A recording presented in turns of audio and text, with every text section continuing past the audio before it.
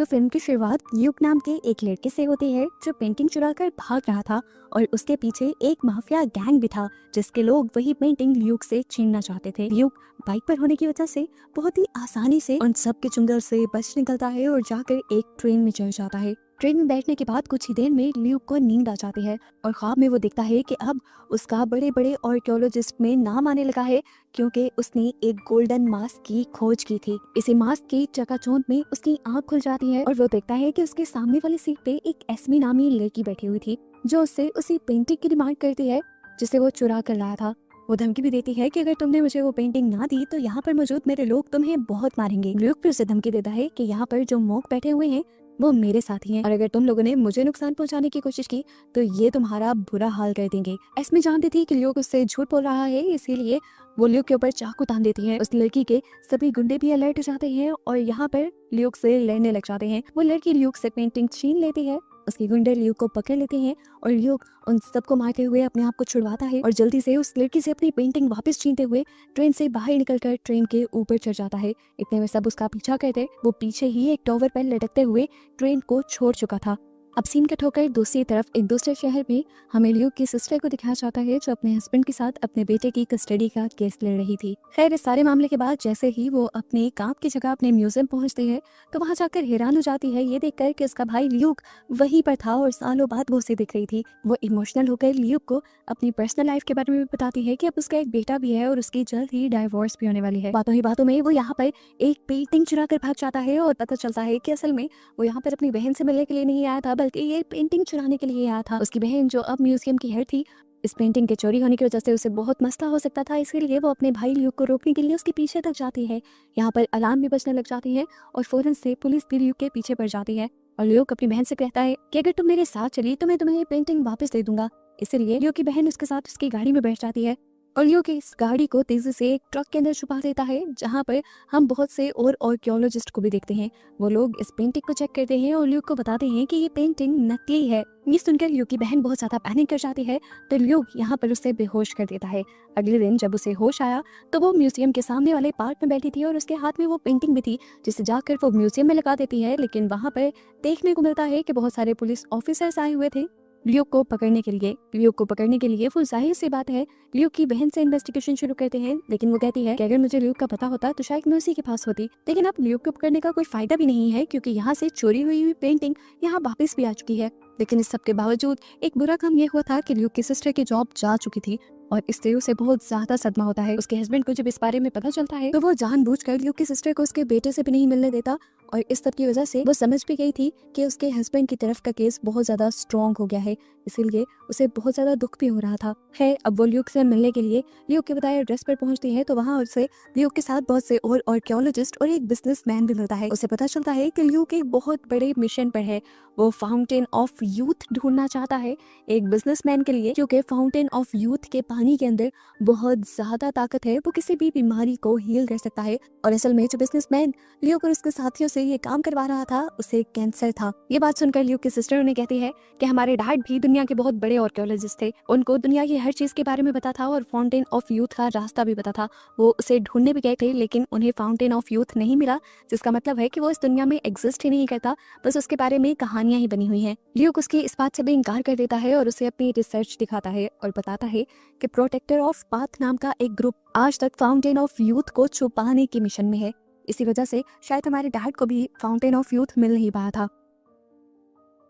Luke ये भी बताता है कि प्रोटेक्टर ऑफ पाथ के ही ग्रुप के कुछ लोग फाउंटेन ऑफ यूथ को पूरी दुनिया के सामने लाना चाहते थे ताकि दुनिया के लोग उससे फायदा उठा सके।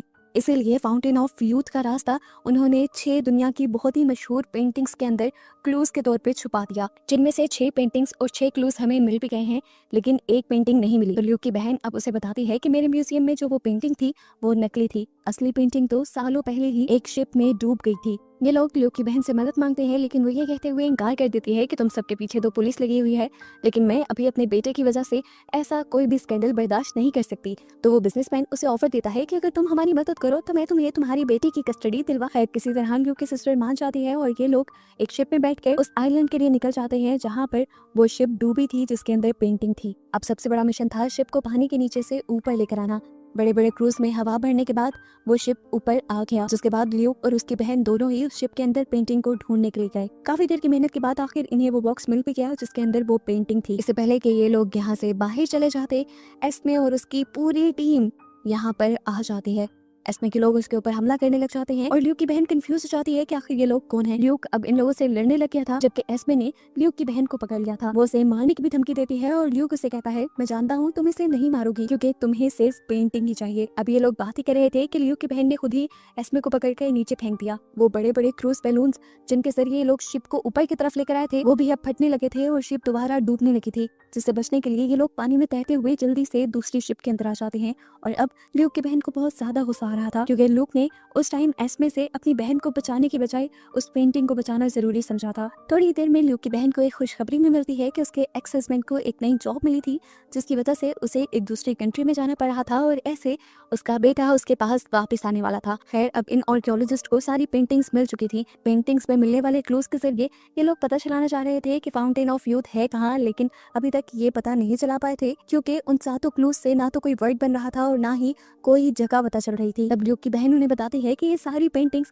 आज से 1600 साल पुरानी है। इन सारे लफ्जों को मिलाकर एक खास लफ्ज बनता है जो कि एक किंग का नाम है, जिसकी बाइबल के अंदर से अब हमें फाउंटेन ऑफ यूथ का पता चल सकता है। इससे पहले कि ये लोग वहाँ के लिए निकलते, वही गैंगस्टर जो मूवी के स्टार्ट में इनके पीछे पड़े हुए थे वो दोबारा इनके पीछे पड़ जाते हैं। इनमें एक ऑफिसर भी था जो इन सबको पकड़ना चाहता था। तब ल्यूक ऑफिसर से कहता है कि तुम्हारा लेना देना सिर्फ इन पेंटिंग से है, तुम चाहो तो इन सारी पेंटिंग्स को रख सकते हो जिसकी कीमत बहुत ज्यादा है, लेकिन इसके बदले तुम मेरी पूरी टीम को छोड़ दोगे। ये पेंटिंग तो ऑफिसर को भी चाहिए थी और गैंगस्टर को भी। ऐसे गैंगस्टर्स और ऑफिसर्स के दरमियान में लड़ाई शुरू हो जाती है और मौके का फायदा उठाते हुए ल्यूक की पूरी टीम यहाँ से भागने में कामयाब हो जाती है। कुछ देर बाद ल्यूक की टीम को हम एक प्लेन में देखते हैं जहाँ ल्यूक को सोते हुए दोबारा एक ख्वाब आ रहा था जिसमें वो फाउंटेन ऑफ यूथ का पानी पी रहा था और वो देखता है कि जैसे जैसे वो इस पानी को पी रहा है वैसे वैसे उसकी बहन और उसका बेटा बूढ़े होते जा रहे हैं। ये देखकर वो टूट जाता है और उस पानी को नीचे फेंक देता है और ऐसे ही उसकी आंख खुल जाती है और वो देखता है कि सामने उसकी बहन बैठी हुई थी जो उसे बताती है कि तुम अभी तक बहुत ज्यादा ख्वाब में बोलते हो। कुछ देर बाद ये लोग एक ऐसी लाइब्रेरी के अंदर थे जहाँ पर इन्हें वो बाइबल मिलने वाली थी। ल्यूक के कुछ साथी उस बाइबल को अच्छी तरह से छानने की कोशिश में लग जाते हैं, जबकि इतने में ही यहाँ पर एस्मे भी पहुंच जाते हैं दोबारा ल्यूक के पीछे, क्योंकि असल में एस्मे उस ग्रुप का हिस्सा है जो नहीं चाहते कि फाउंटेन ऑफ यूथ सब लोगों के सामने आए। इस टाइम वो ल्यूक को रोकना चाहती थी कि वो ये सब कुछ सामने ना लेकर आए। यहाँ पर एस्मे और उसके दरमियान में लड़ाई शुरू हो गई और इसी सारी लड़ाई में एस्मे ने उसके ऊपर गन भी तान दी, लेकिन अपने आप को बचाने के लिए उसने अपने पाँव से एक रस्सी बांधी और जल्दी से ऊपर वाले फ्लोर से उसने नीचे जंप की थी। अपने साथियों को उसने बताया कि हमें जल्द ही ये बाइबल लेकर यहाँ से भागना होगा। उसके साथियों ने लाइब्रेरियन के नाक में स्प्रे किया और ये सब लोग बाइबल को लेकर यहाँ से भाग गए। रात तक हम देखते हैं कि ल्यूक की टीम ने 2 मर्तबा बाइबल को पढ़ लिया था, लेकिन फिर भी उन्हें कोई क्लू अभी तक नहीं मिला था। और तब दोबारा से ल्यूक की सिस्टर ने पूरा केस पढ़ना शुरू किया। उसने बताया कि पेंटिंग से जो सिंबल्स मिले थे वो असल में कोई क्लूज नहीं थे बल्कि म्यूजिकल रेफरेंसेस थे, जिसे ल्यूक की सिस्टर का बेटा जो कि एक म्यूजिशियन था वो डिकोड भी कर लेता है। इन्हीं सिंबल्स से वो एक म्यूजिक का पता चलाता है जो म्यूजिक दुनिया के 7 अजूबों पर डेडिकेट किया गया था और 7वां अजूबा था पिरामिड्स। ये लोग समझ गए कि फाउंटेन ऑफ यूथ असल में पिरामिड्स के अंदर छुपा हुआ है। अब ये सब लोग दोबारा से उस बिजनेसमैन के जेट में बैठकर पिरामिड्स के लिए निकल जाते हैं, जहां दोबारा सोते हुए ल्यूक को ख्वाब आता है कि उसने वो गोल्डन मास्क ले लिया था। जैसे ही वो गोल्डन मास्क को बैग में रखता है तो वो दिखता है कि उसकी बहन बूढ़ी होती जा रही है और ऐसे ही असल दुनिया में वो डरकर उठ जाता है। उसकी बहन इस टाइम उसके सामने थी और वो कहती है कि मुझे इस बिजनेसमैन पे यकीन नहीं है। देखो, उसने मेरे एक्स हस्बैंड को कहीं दूर काम पर भेज दिया है, हालांकि वो जानता था कि वही मेरे बेटे का ख्याल रखने वाला है। ल्यूक कहता है तुम फिक्र मत करो, वो सिर्फ अपनी जान बचाना चाहता है और उसके पास बहुत पैसा है, हमें बस अपने मिशन पर ध्यान देना चाहिए। यहाँ अब सीन कट होकर हमें एस्मे को दिखाया गया जो कि प्रोटेक्टर ऑफ पाथ ग्रुप का हिस्सा थी। वो इस टाइम अपने लीडर से मिलती है क्योंकि वो बहुत ज्यादा दुखी है। इस टाइम ल्यूक की पूरी टीम उन पिरामिड्स तक पहुंच चुकी है। लीडर बताते हैं कि वहां से उनको रोकना बहुत ज्यादा मुश्किल है क्योंकि आज से पहले कोई भी वहां तक नहीं पहुंचा और अब तुम्हें क्या करना है ये तुम अच्छे से जानती हो। ये कहकर वो उसे एक अजीब सी चाबी दे देते हैं।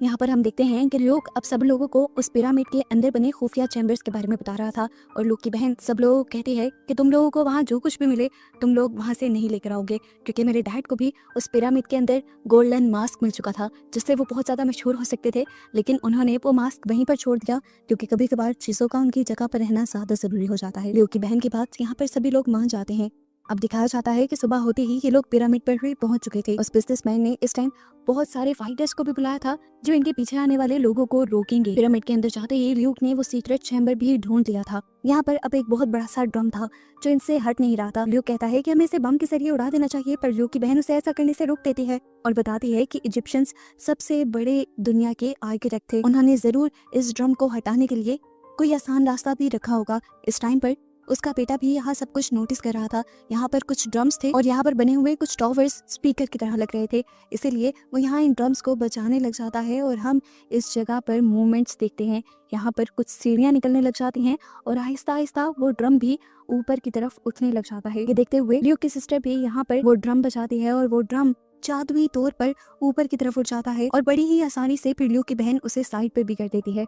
जहाँ नीचे अब एक लिफ्ट की तरह का चैम्बर था जहाँ वो बिजनेसमैन और ल्यूक की पूरी फैमिली उसके जरिए नीचे की तरफ जाने लगे। पिरामिड के बाहर हमें दिखाया गया कि पुलिस ऑफिसर्स के साथ साथ एस्मे की पूरी टीम भी यहाँ आ चुकी थी जो अब उस बिजनेसमैन के लोगों से लड़ रहे थे। एस्मे की टीम और वो ऑफिसर मिलकर काम करते हैं और बिजनेसमैन के सारे लोगों को मार गिराते हैं, जिसके बाद वो पिरामिड के अंदर सभी लोगों को एक साथ ढूंढने का फैसला करते हैं और हमें दिखाया जाता है कि ये लोग तो पिरामिड के अंदर काफी आगे बढ़ चुके थे, उन्हें यहाँ से आगे बढ़ने के लिए खुफिया गार भी मिल गया था। अब ये लोग एक ऐसी जगह पर भी आ जाते हैं जहाँ से आगे इन्हें बड़ी ही आसानी से फाउंटेन ऑफ यूथ दिख रहा था। ये लोग यहाँ पर बनी हुई एक ईंट के ऊपर हाथ रख देते हैं जिसकी वजह से यहाँ पर काफी सारी सीढ़ियाँ भी निकल जाती हैं। इन सीढ़ियों के जरिए ये लोग नीचे आ जाते हैं और सब लोग फाउंटेन ऑफ यूथ को देखकर काफी ज्यादा खुश होते हैं। ल्यूक की बहन उस बिजनेसमैन से कहती है, ये रहा तुम्हारा फाउंटेन ऑफ यूथ का पानी।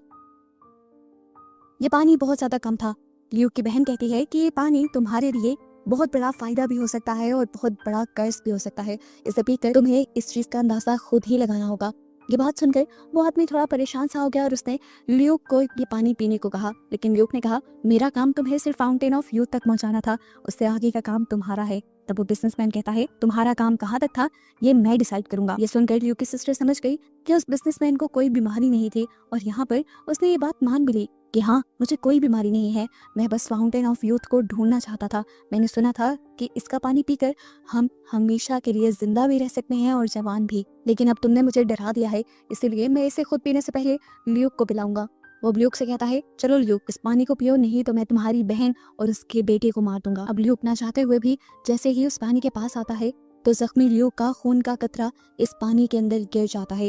ल्यूक जख्मी हुआ था उस बिजनेसमैन के गोली मारने की वजह से। जैसे ही उसका खून का कतरा पानी में गिरा था वैसे ही यहाँ का पानी बहुत ज्यादा होने लगा और अजीबोगरीब तरीके से वो ल्यूक के इर्द गिर्द लिपटते हुए ल्यूक को ऊपर की तरफ ले जाने लगा। फिर पानी खुद ही इकट्ठा होकर ल्यूक के हाथ में आ गया और इससे पहले कि ल्यूक इस पानी को पी लेता, ये पानी ल्यूक को एक विजन दिखाता है कि जैसे ही ल्यूक इस पानी को पिएगा उसकी बहन और उसका बेटा दोनों ही बूढ़े होकर मारे जाएंगे। ये देखकर वो दुखी हो जाता है और असल दुनिया में अपनी बहन को देखकर उस पानी को ना पीने का फैसला करता है और ऐसा करते ही वो पानी उसकी बॉडी के अंदर एक अजीब सी बिजली गुजारता है। असल में ये पानी ल्यूक का इम्तिहान ले रहा था जिसमें वो पास हो गया था। इसके बाद इस पानी ने ल्यूक को एक बहुत ही अच्छी सुपर पावर दे दी थी जिसकी वजह से उसके सारे जख्म खुद ब खुद ठीक होने लगे थे। अब पानी उसे नीचे ले आया था। उसे देखकर बिजनेसमैन बहुत ज्यादा खुश था और वो ल्यूक से पूछता है कि तुमने वो पानी क्यों नहीं पिया। ल्यूक कहता है क्योंकि ये पानी तुम्हारा है। अब वो बिजनेसमैन खुद को जख्मी कर और जैसे ही उसके खून का कतरा इस पानी के अंदर गिरता है तो पानी पहले की तरह उसे ऊपर ले जाता है। पानी उसका इम्तिहान लेता है तो पानी को पता चलता है कि बिजनेसमैन सबसे ज्यादा अपने आप से ही प्यार करता था। ये पानी अगर कुछ देता था तो उसके बदले कोई कीमत भी लेता था। ये पानी अपने पीने वाले के प्यारों को बुढ़ा करके मार देता था और क्योंकि ये बिजनेसमैन तो खुद से ही प्यार करता था इसीलिए ये पानी उस बिजनेसमैन को ही बुढ़ा करके मारने लग जाता है। इतनी ही देर में हम देखते हैं कि एस्मी और वो ऑफिसर भी यहाँ पहुंच जाते हैं। एस्मी जब देखती है कि वो बिजनेसमैन ये पानी पीने वाला है तो वो फौरन जाकर उस चाबी के जरिए इस फाउंटेन को बंद करने लग जाती है जो चाबी उसे उसके लीडर ने दी थी। एकदम से यहाँ पर बड़े बड़े बेल बजने लग जाते हैं और ये सारी जगह बंद होने लग जाती है। आवाज़ें सुनते हुए ये सब लोग वापस की तरफ भागते हैं और वो बिजनेसमैन यहीं फंस जाता है और मारा जाता है। ऊपर चढ़ते हुए ल्यूक देखता है कि वो बिजनेसमैन भी गिरकर मरने वाला था, लेकिन ल्यूक ने अपनी जान को खतरे में डालते हुए उसे बचा लिया और ये लोग वक्त रहते ही उस फाउंटेन से बाहर निकल आए पिरामिड में। फाइनली अब वो सब बंद हो चुका था। ल्यूक अपनी बहन और उसके बेटे से माफी मांगता है उनकी जान को खतरे में डालने के लिए और यहाँ पर एस्मी ल्यूक से कहती है कि अब तुम ऐसा कोई भी एडवेंचर नहीं करोगे जिसकी वजह से मुझे तुम्हारे पीछे आना पड़े। ये लोग वापसी का सफर करना शुरू कर देते हैं और इस दौरान हम ल्यूक को काफी सेटिस्फाई देखते हैं। उसे आज पता चल गया था कि क्यों उसके डैड भी इतनी बड़ी बड़ी खोज करके लोगों को नहीं बताते थे। यहाँ पर अब ल्यूक की सिस्टर का बेटा उसे एक आखिरी एडवेंचर करने को कहता है, जिसके बारे में सुनकर ल्यूक की भी आंखें चमक जाती हैं। और इसी सवाल के साथ ये मूवी यहाँ एंड हो जाती है कि ल्यूक इस अगले एडवेंचर पर जाएगा या नहीं।